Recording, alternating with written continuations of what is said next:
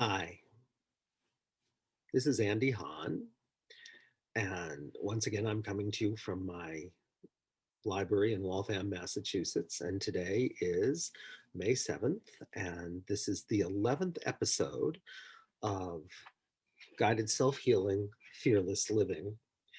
And this episode we're going to call Three Kinds of People, or Three Types of People. I think we'll actually say Three Types of People and Why It Matters. Now, let's start with what's obvious in this world these days, which is that we have a lot of differences. And the differences polarize us, unfortunately, because instead of having a world of understanding and trying to really do the very best we can to be curious and open-minded and open-hearted and fully engaged with other people and what it's like for them, we have become more and more identified with our own identities. And that leads, of course, to misunderstandings and real difficulties. And we see that everywhere these days. So we see it around race, certainly, that there is a lack of understanding, or we see it around class or ethnicity, or certainly gender. There's this a lack of really trying to know what it's like for someone else who comes from a different core experience than we do. And I would say one of the biggest ways we don't understand each other has something to do with personality. And we know there are differences of personality, but there's no ways that most of us can understand these differences. And because there's no way we understand them, we just say other people are different from us. And often we're judgmental of them because of their difference about sort of where their attention goes and what motivates them. We say, they just don't make any sense to me. And even we ourselves, we don't even understand where our attention necessarily goes and what motivates us. So we're kind of in the dark. So today, I want to talk a little bit about understanding where we come from. And I want to start with a simple idea that there are three types of people. And the three types have fundamentally different worldviews, fundamentally different ways of making meaning, fundamentally different core lenses, fundamentally different places their attention goes. And this lack of appreciation of these differences, a lack of being open-minded about the differences and curious, of being open-hearted and compassionate and empathic, of being what we might call open-bodied and being fully engaged with the other and sensing where they're coming from and then acting from where they're coming from so that we can actually care for them in the way they need to be cared for as opposed to the way we just naturally care. These lack of appreciation of these differences causes untold misunderstandings and difficulties. So we're going to start with something simple. And the tool I use for this, although it's certainly not the only one, is a tool called the Enneagram. And the Enneagram is a sacred symbol, and it is something that has all of life incorporated into it in some ways. Like it's like all sacred symbols. The more you delve into it, the more you find. Um, so it tells you how things evolve. It tells you how things devolve. It is amazing information. The most standard way the Enneagram is used is it says that there are 9 different personality types, and each of them is different fundamentally. And they each have different ways of paying attention, and they each have different motivations. They have different ways of making meaning. They're just profoundly different. And if we understood that, that would be great. But I don't want to start with 9. I want to start with really what the Enneagram says is that there are 3 kinds of people, and the 3 kinds of people are broken up into 3 variations, which is a much simpler way to understand it. So we're going to start with the 3 kinds of people, and we're going to then go on to the variations, and you'll see how it all just builds on itself. And it actually, not only is there three kinds of people and three variations of the three kinds of people, but there are also three variations of the 9 different types. So there actually, it says there are 27 different kinds of people. The Enneagram says as a core, there are 27. But we're going to start simple and say there are 3. And let's look at those 3 different types and see if we can gain an understanding of those types and where we fit, and then maybe where some of the people we care about fit, and say maybe it will make some sense to us now, as opposed to what the heck are they doing and why are they acting that way? Because I will tell you something, if you did nothing else in life, if you could say, I'm going to do 3 things. I'm going to be open-minded and be curious, which is one of the centers called the head center. I'm going to be open-hearted and compassionate and try to understand what that person is feeling, which is the heart center. And I'm going to be fully engaged with them and sense where they're coming from, and then act in a way that is really caring for them in the way that they'd want to be cared for, so that I am going to respond to them as opposed to imposing on them. And if we could be fully open-minded in this way with our wisdom, and fully open-hearted with our compassion, and fully open-bodied with our capacity to sense and respond and then act from that and be fully engaged, really. So we're going to be open-minded, open-hearted, and fully engaged. Then we're truly present. And we're truly with the other, as opposed to our projections onto them and our sense of what's going on with them. They make no sense. So with that as an introduction, let's now move on and talk about these 3 types of people. The first type of people we're going to call heart types. Heart types, which in the Enneagram are points 2, 3, and 4, for those of us who care about these things, because the Enneagram is a circle with 9 points. And the heart types are points 2, 3, and 4. The head types are points 5, 6, and 7. And the belly types are 8, 9, and 1. So we're going to start with the heart types. And if we think about Hegel for a second, if you know Hegel, he said there are 3 fundamental energetic movements. It's called thesis, antithesis, synthesis. And really, if you want to think about it, the heart types are a thesis, the head types are an antithesis, and the belly types are a synthesis. So what does that mean? Heart types assert something. They say, this is who I am, and I'm seeking something from you, which is I want your approval and acceptance. Because a heart type says, not surprisingly, they say, I feel, therefore I am. And what does it mean to say, I feel, therefore I am? I'm looking for a good feeling in the heart. And in order to get that good feeling, I have to get a response from you. And the response from you is, I want you to approve of me and to like me. And that's what I'm looking for. So the heart types all go forward. They assert something, they create a thesis, and then they're looking for a response back. So that's how we know if we were a heart type. And they are called, the points that called, all these heart types are called image, and I would say despair points. And what does that mean? It means that I despair that you would approve of me if I was truly who I was. So what I have to do is I have to create an image that is an image that I believe you will approve of. And then I have to present that image to you.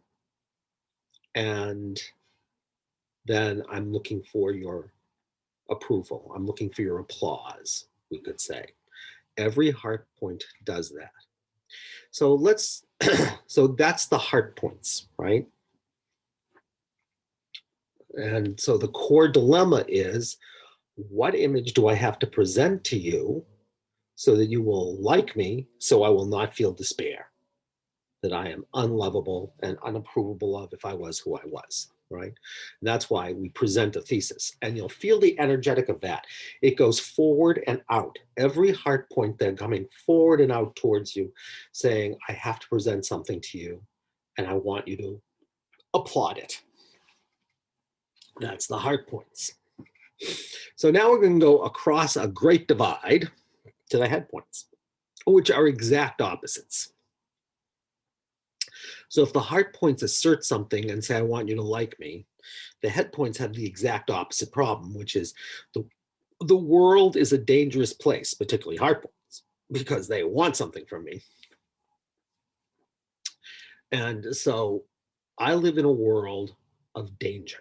And so when I say, if the heart points are, I feel, therefore I am, the head points are, as Descartes said, who was certainly a head point, I think, therefore I am.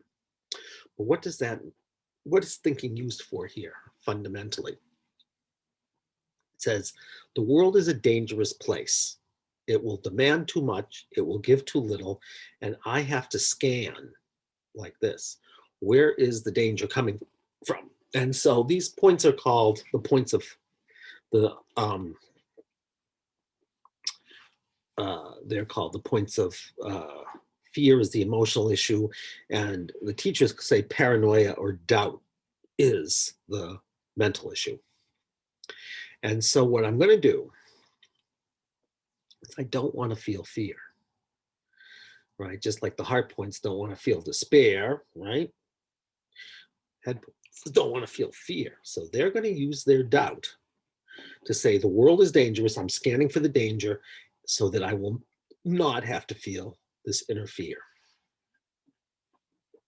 And we're going to notice something, which I'm going to go back for a second. What we're going to notice with the heart points is when they come forward, what you're going to notice is, interestingly, if I want you to like me and I want you to applaud me, right, I will not be discerning. You'll be like, I have no head. So when I want your approval, I'm going to do whatever it takes without sort of stepping back and saying, like, do I really, is that a wise thing to do?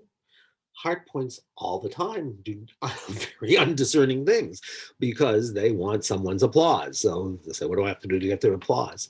And they don't always think about whether it's a wise thing to do or not. So the problem, of course, with the heart points is they lose their head. Now, what's the problem for the head points? And we're going to find something interesting, which is if the heart points are no head, the head points actually are no body.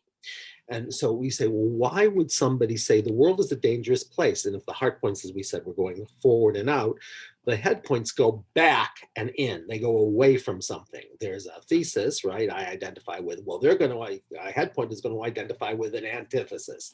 Like there's something dangerous and I have to go away from it, right? I have to doubt it. So we're going to know that every head point, right, uses their doubt scanning around externally, right? They use their doubt as a way not to feel fear. Why are they afraid?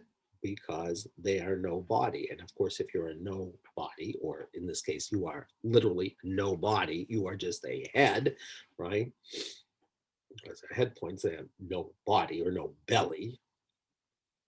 I don't have enough energy. And you're going to do something to me and you're going to be dangerous in one way, shape, or form or another. So my core dilemma is, how do I keep myself secure in a world of danger, right?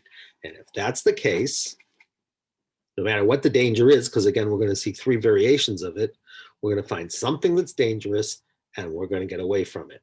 And if that's the case, I'm a head point. And you can understand why heart points and head points just do not understand each other, right? So we have this thesis, as we said, and then we have an antithesis, and that is the heart points and the head points. So now we go to the belly points, and the belly points are interesting because you could say,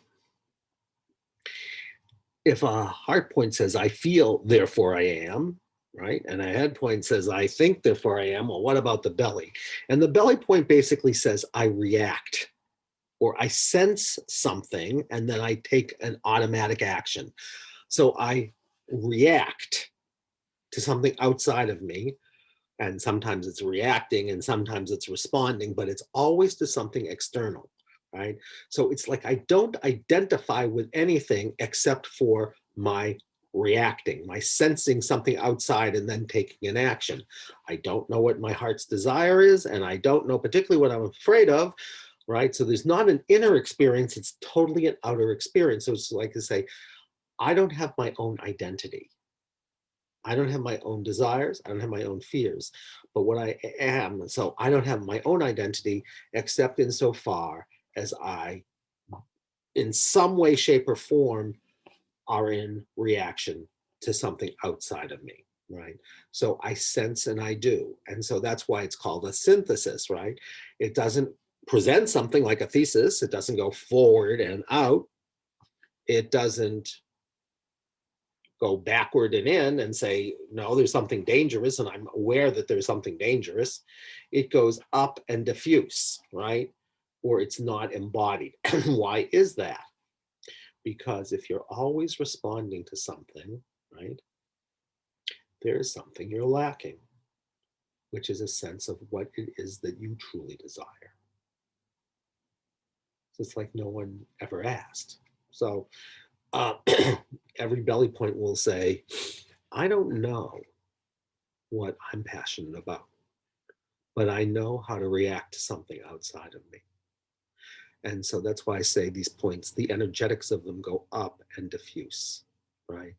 Because in order to be in the body, you have to know something about what your own heart's desire is, and that's not feeling, it's not about emotions, it's about passion. It's about what is it that I really desire. You ask any belly point, eventually they will say, I have no clue what I desire, because it feels like there's an emptiness in the heart. I am no heart. But you have to understand what no heart here means. It means I don't know what I'm feeling. I don't know what I want. I don't know who I am except in reaction to something else. Okay. And that's why I say every of the belly points go up and diffuse. And they're going to be someone who says, essentially, I react or I respond or I sense something outside of me and then I take an action and therefore I am, right? I'm going to be playing your game and therefore I am. That's what these points say. So if we can get that, just that, we're in good shape as a starting place, right? So what I want to invite you to do today is just really, really, really observe. Observe yourself first and say, at the end of the day, what am I doing? Am I trying to get a good feeling in the heart? And I do that by creating some kind of image wherever I look for that image, right? And then I present it to the world, and then I look for applause so I don't feel despair. And if that's the case, you're going to be a variation of a heart point. So, what I want you first to do is to say, is that who I am? Am I some kind of heart point? Or you can say, am I a head point? And of course, if I'm a head point, then my problem is going to be the world is a dangerous place. It's going to demand too much. It's going to give too little, right?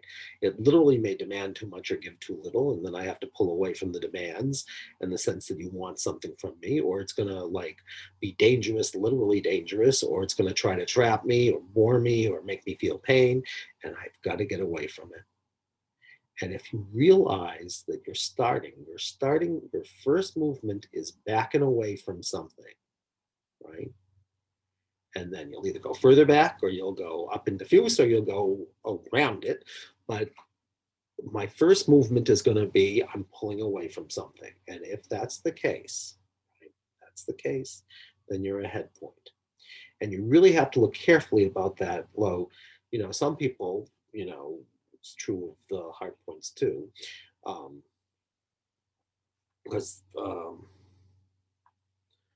as we will see, one of the heart points doesn't look like it's creating an image, and one of the head points doesn't particularly look like it's afraid of anything.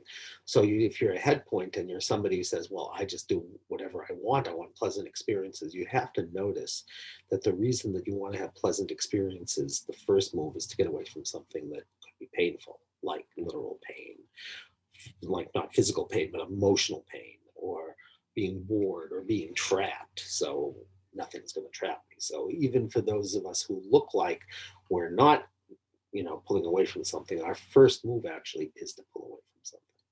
Okay. So am I that kind of person? Am I somebody who says there's something out there and it's going to demand too much, it's going to give too little, in some way it's dangerous, and I have to get away from it? And if that's the case, you're a head point. And then we go to our last points, which is the belly point. And really, the way, we started with the belly point, I didn't tell you the issues there. They're called self forgetting, right? And anger. And what it is I use my um, self forgetting in a funny way. Um, I use forgetting, you could say, as a way not to experience that I have an anger inside because I have forgotten myself. Right? So, uh, in some way, shape, or form, I don't want to feel my anger at myself that I've forgotten myself. So, it's going to be, what am I going to do with the anger when I feel like no one ever asked? No one said, what do you want? Or what are you feeling? Or who are you? That's going to be my story. If I'm a belly point, I'm going to say, no one ever asked. No one ever asked. But really, what we have to realize is, of course, that the person who never asked was ourselves. We forgot ourselves. And so, if I'm a belly point, I'm going to make sure, that I am not aware of this self directed anger, right? Because you did something to me. And really, what I've forgotten is that I never asked the question, what do I desire? What am I feeling? Who am I if I'm not responding or reacting to something else? And if you know that, and of course, one of those points looks like they know what they want. But even that point, if you look at it, as one of my dearest colleagues once said, it looks like I know what I'm doing, but in the beginning, I'm still responding to something. If you give me a blank sheet, right? She said, and we'll go back to this in our next meeting.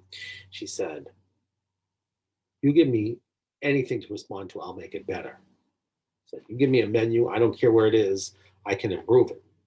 But give me a blank sheet of paper and say, you can make any menu your heart desires.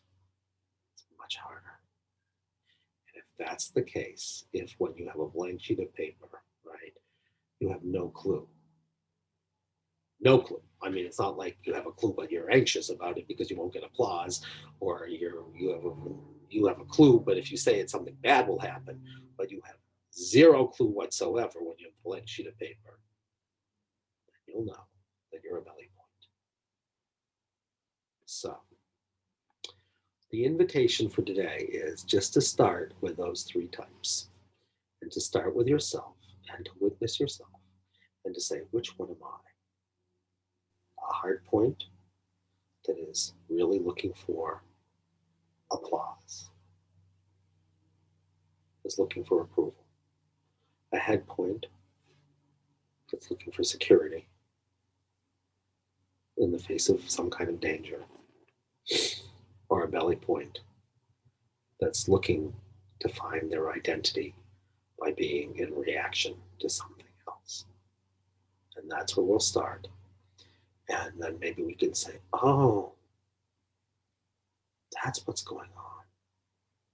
That's why they're acting the way they're acting. Because you don't have to look at the behavior anymore. You can understand. You can understand what's really going on beneath it, what's making that type of person tick. And you'll say, oh, I got it. This is what's going on for you. And you don't have to look crazy anymore.